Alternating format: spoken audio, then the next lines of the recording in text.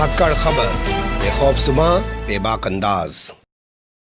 धाकड़ खबर के news room से मैं आपके साथ हूं अकरम रईस खान। कोर्ट संबंधित खबरों का ताजा बुलेटिन लेकर एक बार फिर से आपके सामने हाजिर हो गया हूं।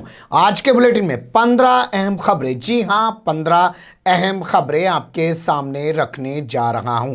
पिछले कई बुलेटिन में कभी 5, कभी 7, कभी 6, कभी 4 खबरें आपके सामने रख रहा था, लेकिन आज खबरों का भंडार है 15 खबरें, वो भी सेलेक्टिव खबरें। बहुत सी खबरें अभी भी छोड़ दी हैं। बुलेटिन की शुरुआत करें उससे पहले आपको बता देना चाहता हूं, कल एक मुद्दा आपके सामने मैंने रखा था कि बहुत सारे लोग फोन कर रहे हैं कि उनको यूट्यूब का नोटिफिकेशन नहीं मिलता। जिस तरीके से आप लोगों ने कमेंट्स किए हैं वो इस बात की गवाही दे रहे हैं कि हाँ, नोटिफिकेशन नहीं मिलता। हम दिन भर में 8-10 वीडियो डालते हैं, बहुत से लोगों को कहना है 1 या 2 वीडियो का ही नोटिफिकेशन उनको मिलता है। इसलिए आप अपनी जिम्मेदारी को समझिए, यूट्यूब को एक प्लेटफॉर्म की तरह इस्तेमाल करिए। जैसे आप अपने घर में टीवी देखते हैं रिमोट से ट्यून कर करके, वैसे ही आपको यहाँ पे आकर सर्च करके धाकड़ खबर को निकालना होगा और उसकी रोजाना अपडेट हुई वीडियो को देखना होगा अगर जानकारी चाहते हैं तो। वरना तो बहुत सारे चैनल हैं आपके सामने, होम पेज पे वीडियो आई जाती है, किसी का भी देख लिया।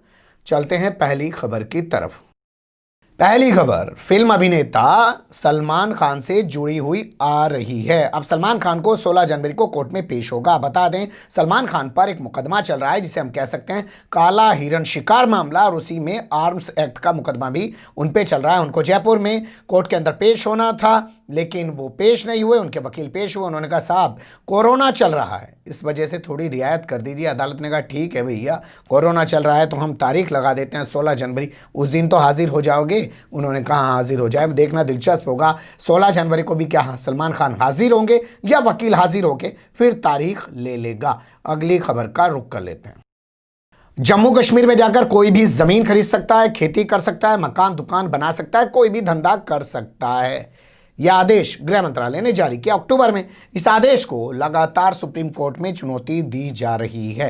पहले से कई पिटीशंस इस मामले में सुप्रीम कोर्ट के अंदर दाखिल की जा चुकी हैं। अब उसी क्रम में सीपीआईएम के जो सीनियर लीडर हैं मोहम्मद यूसुफ तारिगामी, उनकी ओर से भी एक पिटीशन दाखिल की गई है और सुप्रीम कोर्ट से इस मामले में जल्द सुनवाई करने की मांग की गई है, जिसमें उन्होंने गृह मंत्रालय के उस आदेश पर फौरन यानी कि तुरंत प्रभाव से रोक लगाने की बात करते हुए कहा है कि जब तक सुनवाई कंप्लीट नहीं हो जाती तब तक इस आदेश पर रोक लगा दी जाए कि वहाँ कोई ज़मीन ना खरीदे। बता दें ये एक बड़ा मुद्दा बन रहा है वहाँ पे कि बाहर से आके लोग ज़मीन खरीद रहे हैं और सरकार चाह रही है कि बाहर से जाके लोग वहाँ ज़मीन खरीदें, जो इस वक्त सत्ता में बैठी हुई है मोदी सरकार। अगली खबर का रुख कर लेते हैं। शारदा चिटफंड मामले के आरोपी जांच में सहयोग करें, ये कहना है हाँ कलकत्ता हाईकोर्ट का। अब शहर का नाम कोलकाता कर दीजिए, क्या हाईकोर्ट का नाम बदल जाएगा? हाईकोर्ट का नाम आज भी कलकत्ता है। इसी तरीके से शहर का नाम चेन्नई कर दिया, लेकिन हाईकोर्ट का नाम आज भी मद्रास है। इसी तरीके से देख लीजिए, इलाहाबाद का नाम प्रयागराज कर दिया, लेकिन हाईकोर्ट का नाम आज भी इलाहाबाद हाईकोर्ट है, इलाहाबाद यूनिवर्सिटी है। तो कलकत्ता हाईकोर्ट ने फैसला सुनाया है देवजानी मुखर्जी के मामले को लेकर। ये शारदा चिटफंड मामले में आरोपी है। कहा कि आप जांच में सहयोग करिए। रही बात आपकी जमानत की, तो अभी आपको जमानत नहीं दे सकते हैं। 8 हफ्ते बाद आप अपनी जमानत के लिए दोबारा कोर्ट में आ सकते हैं और आपकी आवाज़ का सैंपल अगर सीबीआई लेना चाहती है तो वो सैंपल भी दीजिए। ये राहत के लिए पहुंचे थे, लेकिन कोर्ट से इनको राहत नहीं मिली। अगली खबर का रुख कर लेते हैं। जगन मोहन रेड्डी जो आंध्र प्रदेश के सीएम हैं, उनके खिलाफ एक पिटीशन सुप्रीम कोर्ट में दाखिल की गई, जिसे सुप्रीम कोर्ट ने खारिज कर दिया। पहला सवाल ये कि क्या पिटीशन दाखिल की गई, दूसरा सवाल ये सुप्रीम कोर्ट ने क्यों खारिज कर दिया। जुडिशरी यानी कि न्यायपालिका के खिलाफ जो गलत बयानबाजी कर रहे हैं आंध्र प्रदेश के सीएम जगन मोहन रेड्डी, उसके चलते उन्हें सीएम के पद से बर्खास्त कर देना चाहिए। पहली मांग ये थी पिटीशन में। दूसरी मांग ये थी कि बर्खास्त करने के साथ उनके खिलाफ सख्त कानूनी कार्रवाई की जानी चाहिए, यानी कि केस चलाया जाना चाहिए। ये 2 डिमांड लेकर सुप्रीम कोर्ट में पिटीशन दाखिल की गई, जिसको ये कहते हुए सुप्रीम कोर्ट ने खारिज कर दिया कि भैया ऐसी पहली से एक पिटीशन है जिस पर सुप्रीम कोर्ट सुनवाई कर रहा है, यानी कि वो विचाराधीन है, इसलिए आपकी पिटीशन को सुना नहीं जा सकता है। बता दें आपको, सुप्रीम कोर्ट के जस्टिस को लेकर आंध्र प्रदेश के सीएम जगन मोहन रेड्डी ने बहुत जो है गलत टिप्पणियां की हैं। ये तक कहा उनके बारे में कि वो चंद्रबाबू नायडू के साथ मिलकर इनकी सरकार को गिराने की कोशिश कर रहे हैं, जिसके बाद सुप्रीम कोर्ट जगन मोहन रेड्डी के खिलाफ एक मुकदमा चला रहा है। अगली खबर का रुख कर लेते हैं। पति रोहित तिवारी की हत्यारोपी अपूर्वा तिवारी को कोर्ट ने जमानत देने से साफ इनकार कर दिया। दिल्ली की साकेत कोर्ट ने जमानत को खारिज करते हुए कहा कि अपूर्वा तिवारी को जमानत नहीं दी जा सकती है क्योंकि वो रोहित तिवारी के सभी सगे संबंधियों से वाकिफ है और वो तमाम रिश्तेदारों को जानती है और घर से भी वाकिफ है, इसलिए वो सबूतों से और गवाहों से छेड़छाड़ कर सकती है, इसलिए उसको जमानत देना ठीक नहीं होगा। बता दें, रोहित तिवारी एनडी तिवारी के बेटे थे। संदिग्ध परिस्थितियों में अपने घर में मृत मिले थे। उसके बाद उनकी पत्नी अपूर्वा तिवारी को इस मामले में गिरफ्तार किया गया था। तब से वो जेल में बंद हैं। अगली खबर का रुख कर लेते हैं। कोरोना टेस्ट किट का सही से नहीं किया जा रहा है निस्तारण, ये बात कहते हुए दिल्ली हाईकोर्ट के अंदर एक पिटीशन दाखिल की गई, जिस पर दिल्ली हाईकोर्ट ने दिल्ली सरकार से जवाब तलब कर लिया है। दिल्ली हाईकोर्ट के चीफ जस्टिस डीएन पटेल और उनके साथ प्रतीक जानाल, इन दोनों की बेंच ने दिल्ली सरकार से पूछा है कि किस तरह से आप कोरोना जांच टेस्ट किट जो किट होती है उसका निस्तारण कर रहे हैं। भैया, जो जांच करने के बाद जो किट बची उसका कैसे निस्तारण कर रहे, कहाँ फेंक रहे, उसे कहाँ डाल रहे, क्या क्या तरीका है, और सरकारी और गैर सरकारी यानी कि प्राइवेट अस्पतालों में किस तरीके से उस पूरी प्रक्रिया यानी कि प्रोटोकॉल का पालन कराया जा रहा है, इस बारे में एक विस्तृत रिपोर्ट कोर्ट के सामने पेश की जाए। इस मामले में अगली सुनवाई कल यानी कि 3 दिसंबर को होगी। बता दें, एक वकील साहब हैं जिनका नाम है पंकज मेहता। उनके द्वारा कुछ वीडियो, कुछ तस्वीरें दिखाते हुए सबूत के तौर पर कुछ शिकायती पत्र दिखाते हुए एक पीआईएल दाखिल की गई है। उन्होंने कहा, साहब जो लाजपत नगर का एरिया है वहाँ पे खुले में कोरोना टेस्ट किट फेंकी गई हैं और उनका सही से निस्तारण नहीं किया। जब उन्होंने इस बाबत पत्र लिखा, पूछा तो कहा गया कि ये तो निगेटिव मरीजों की हैं, पॉजिटिव की नहीं है, इसलिए हमने इसे फेंक दिया है। लेकिन कोर्ट इस मामले पर गंभीर है, उसने सरकार से जवाब तलब कर लिया। कल सुनवाई होगी। अगली खबर का रुख कर लेते हैं। कोरोना के चलते 45 दिन और जेल से बाहर रह सकेंगे 5114 जो कैदी हैं दिल्ली के। जी हां, जस्टिस हिमा कोहली के नेतृत्व में बनी हुई कमेटी ने सिफारिश की है, दिल्ली हाईकोर्ट में अपनी रिपोर्ट दाखिल की है और कहा है कि जिस तेजी से दिल्ली में कोरोना बढ़ रहा है, ऐसे में अंतरिम जमानत पर रिहा चल रहे 3499 कैदियों को और इसके अलावा पैरोल पर रिहा चल रहे 1183 कैदियों को जमानत पर अभी बाहर ही रहने दिया जाना चाहिए, क्योंकि कुल ऐसे कैदियों की तादाद है 5114। अगर उनको वापस लाके जेल में डाल दिया गया तो तादाद हो जाएगी 20,000। उससे कोरोना फैलने का खतरा पैदा हो जाएगा। लिहाजा हम सिफारिश करते हैं कि 45 दिन अभी उनको बाहर रहने दिया जाए। अब देखना दिलचस्प होगा कि हाईकोर्ट इस पर अपना क्या फैसला लेगा। वैसे कमेटी की सिफारिश है तो शायद इसको स्वीकार ही कर लिया जाएगा। केरल में हुई थी कांग्रेस के 2 कार्यकर्ताओं की हत्या, जांच करेगी सीबीआई। सुप्रीम कोर्ट ने भी ये साफ कर दिया। बता दें, इससे पहले केरल हाईकोर्ट भी सीबीआई जांच का रास्ता साफ कर चुका है, लेकिन केरल की पी विजयन सरकार हाईकोर्ट के फैसले के खिलाफ सुप्रीम कोर्ट पहुंच गई थी। लेकिन सुप्रीम कोर्ट ने भी हाईकोर्ट के फैसले की तरह अपना आदेश सुना दिया और कहा कि कांग्रेस के 2 कार्यकर्ताओं की हत्या की जांच सीबीआई करेगी। बता दें आपको, कांग्रेस के 2 कार्यकर्ताओं की हत्या के मामले में उनके परिजन और कांग्रेस सीबीआई जांच की मांग कर रहे हैं। हाईकोर्ट ने पहले फैसला सुना दिया, तब सुप्रीम कोर्ट ने फैसला सुना दिया, जिसके बाद साफ हो गया है कि सीबीआई जांच होकर रहेगी। जबकि प्रदेश सरकार, जो केरल सरकार है, वो चाहती है कि सीबीआई जमानत ना हो। अगली खबर का रुख कर लेते हैं। ए राजा और कनी मोही के मामले में जनवरी में सुनवाई कर सकता है दिल्ली हाईकोर्ट। अगर आप नहीं जानते हैं तो याद दिला देते हैं। 2012 का वो जमाना था जब आरोप लगाए गए कांग्रेस के ऊपर कि 2G में इतना बड़ा घोटाला हुआ, 1,76,000 करोड़ का घोटाला हुआ, हंगामा मचाया गया। लेकिन निकला क्या? खोदा पहाड़ निकली चुइयां। स्पेशल जो सीबीआई कोर्ट थी उसने ए राजा, जो उस वक्त के दूरसंचार मंत्री थे, बाद में नहीं रहे थे, जेल चले गए थे, कनी मोही जो राज्यसभा सांसद है, उनको बरी कर दिया।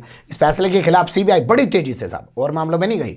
जहां पे अमित शाह को बरी कर दिया वहां पे आज चुनौती नहीं दे रहे, जहां पे जो प्रज्ञा साध्वी वहां पे नहीं चुनौती दे रहे, असीमानंद के मामले में नहीं चुनौती दे रहे, बड़े बड़े मामलों में नहीं जा रहे हैं। जैसे आप देखिए, अभी स्पेशल कोर्ट जो लखनऊ की है, बाबरी मस्जिद तोड़ने के मामले में सभी आरोपियों को बरी कर सकती है, कर चुकी है। अभी तक कोई खबर नहीं आ रही कि सीबीआई ने उस मामले में हाईकोर्ट में कोई चुनौती दी है, अपील की है, कुछ नहीं आ रही। लेकिन यहाँ भाई 2G का मामला है, कांग्रेस से जुड़ा मामला। इस मामले को तो घेर घोट के हम सत्ता में ही आए थे झूठ बोल के।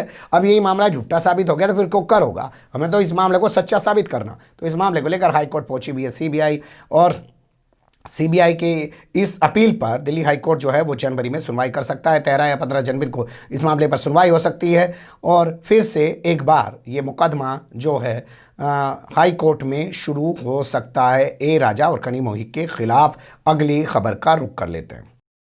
ट्विटर पर कुछ भी कहने वाले हर शख्स को क्या जेल में डाल दोगे, क्या उसके खिलाफ एफआईआर दर्ज कर दोगे, ये कहना है बॉम्बे हाई कोर्ट का। बॉम्बे हाई कोर्ट के जस्टिस एस शिंदे और उनके साथ जस्टिस MS कर्णिक की बेंच ने उद्धव ठाकरे सरकार को नोटिस जारी कर जवाब तलब किया है। बता दें, एक महिला है मुंबई की रहने वाली, उनका नाम है सुनैना होली। उनका कहना है साहब पालघर के मामले को लेकर मैंने ट्वीट कर दिए, मेरे खिलाफ मुंबई में मुकदमा दर्ज कर दिया, मेरे खिलाफ पालघर में मुकदमा दर्ज कर दिया और अब मुझे कह रहे हैं यहाँ पे जांच के लिए आओ, वहाँ पे जांच के लिए आओ, तो मेरे खिलाफ ये एफआईआर रद्द की जानी चाहिए। तो इस पर नोटिस जारी किया। अब देखना दिलचस्प होगा कि हाईकोर्ट इस पर क्या फैसला लेगा। हमारे सामने आएगा तो हम भी आपको रूबरू कराएंगे, नजर से छूट जाएगा तो जाने दीजिए। अगली खबर का रुख कर लेते हैं।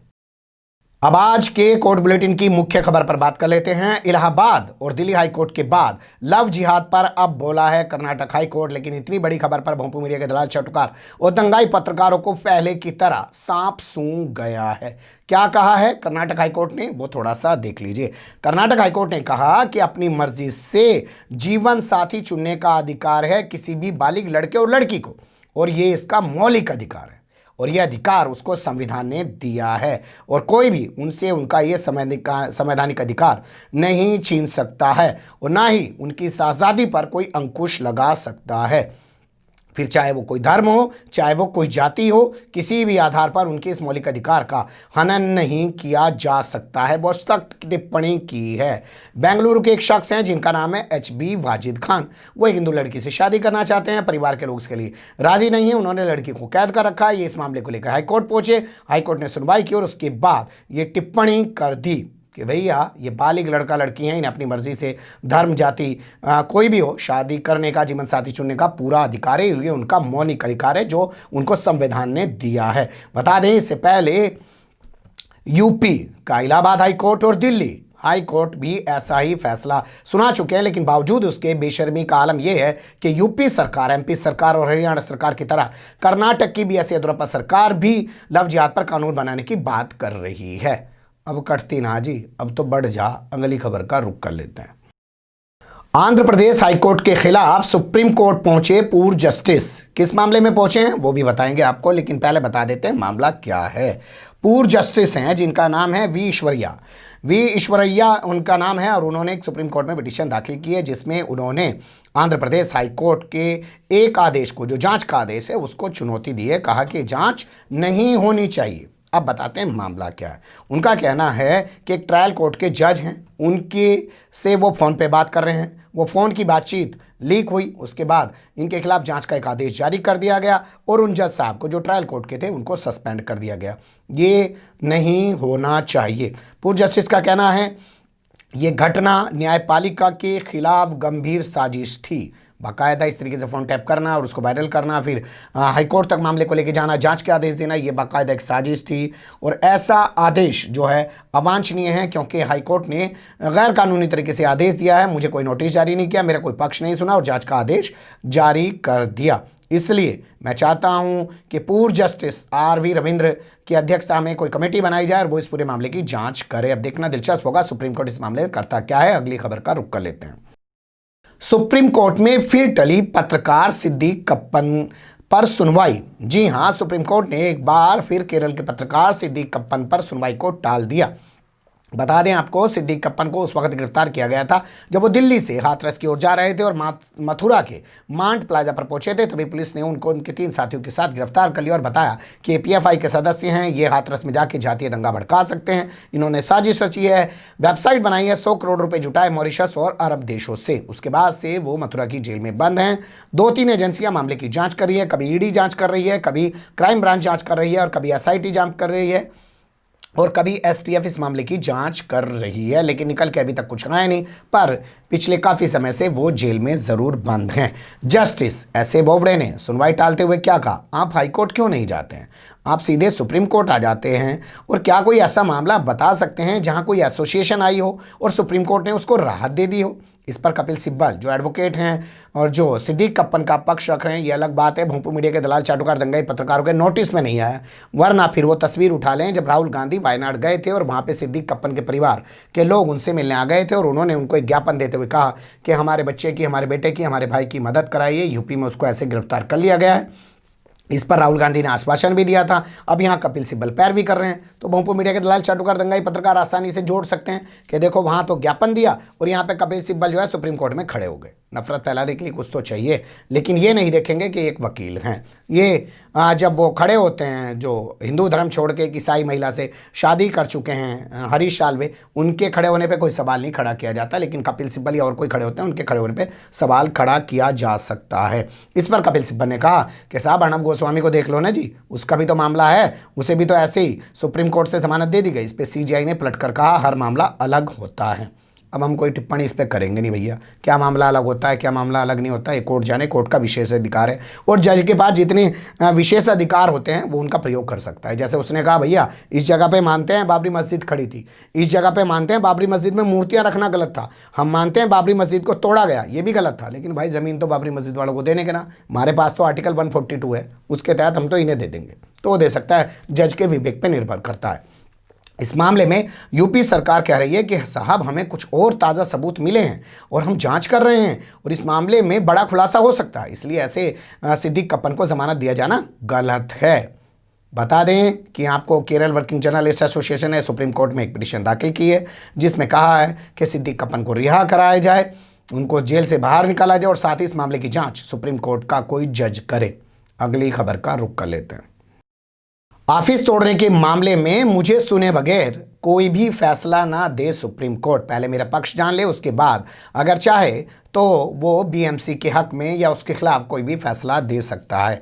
इस मांग के साथ एक कैविएट दाखिल की है कंगना राणावत ने और कहा है कि हो सकता है कि बीएमसी इस मामले को लेकर यहाँ पे आ जाए और कोर्ट मुझे सुने बगैर कोई ऑर्डर जारी कर दे, इसलिए मैं कैविएट पहले ही दाखिल कर रही हूँ, मेरा पक्ष सुना जाना चाहिए। बता दें कैविएट एक ऐसी प्रक्रिया है जिसके तहत कोई भी पक्ष पहले जाके कोर्ट में कह सकता है कि साहब जब फला पक्ष आए तो मुझे सुने बगैर उस पर कोई निर्णय ना दिया जाए। बता दें हाईकोर्ट के जस्टिस एसजे कथावाला और इसके अलावा आरआई छागला की बेंच ने अभी हाल फिलहाल में फैसला सुनाया है और कहा है कि बीएमसी ने कंगना राणावत को जो ऑफिस तोड़ा था वो गैर कानूनी तरीके से तोड़ा था, उसको फटकार लगाई, कहा कि एक कमेटी बनाई जाए, मुआवजे का निर्धारण किया जाए किस तरीके से नुकसान हुआ है। तो अब कंगना को लग रहा है कि कहीं इस फैसले के खिलाफ बीएमसी सुप्रीम कोर्ट ना पहुंच जाए और चुपचाप कोई ऑर्डर ना करा ले। अगली खबर का रुख कर लेते हैं। ये इस बुलेटिन की आखिरी खबर है लेकिन काफ़ी महत्वपूर्ण खबर है। रिया चक्रवर्ती के भाई को आखिर जमानत मिल गई है, वो अब जेल से बाहर आ सकेंगे, लेकिन भोंपू मीडिया के लिए अब कोई खबर नहीं है। जो उसे करना था वो कर चुका। वो रिया चक्रवर्ती उसके भाई शोभिक चक्रवर्ती को जेल में डलवा चुका है। मुंबई की एनडीपीएस स्पेशल कोर्ट ने ये जमानत दी है। बड़ी बात इसलिए है, बता दें आपको 4 सितंबर को शोभिक को जेल में डाल दिया गया था और उसके बाद से वो जेल में बंद है। अब जाके लगभग वो 2 महीने बाद जेल से रिहा होंगे। इससे पहले उनकी बहन रिया चक्रवर्ती को जमानत पे रिहा किया जा चुका है, लेकिन दिलचस्प चीज़ इस मामले में ये है कि जमानत के लिए ये लोग पहुंचे हाई कोर्ट, लेकिन हाई कोर्ट ने इनकार कर दिया। बाद में फिर दोबारा से एनडीपीएस कोर्ट पहुंचे और एनडीपीएस कोर्ट ने अब इनको जमानत दे दी है। निकल के कुछ ना आया। हुआ क्या? सुशांत सिंह राजपूत क्यों कर मरा, क्यों मरा, किस लिए मरा, कुछ ना पता। कई लोगों को उठा के जेल में डाल दिया और पूरे बॉलीवुड में एक अभियान चल रहा है कि भैया कौन कौन लोग सुट्टा मारता है उसको उठा के जेल में डाल लेंगे। बने रहेगा ढक्कड़ खबर के साथ। फिलहाल कमेंट्स के रूप में आप लोग अपनी राय दे सकते हैं, खबर को लाइक कर सकते हैं, चैनल को सब्सक्राइब कर सकते हैं, ज़्यादा से ज़्यादा हमारी खबरों को शेयर कर सकते हैं। फिर ऐसे ही किसी सुलगते हुए या उलझते मुद्दे लेकर मैं आपके सामने हूँगा हाजिर। फिलहाल अभी मुझे दें इजाज़त।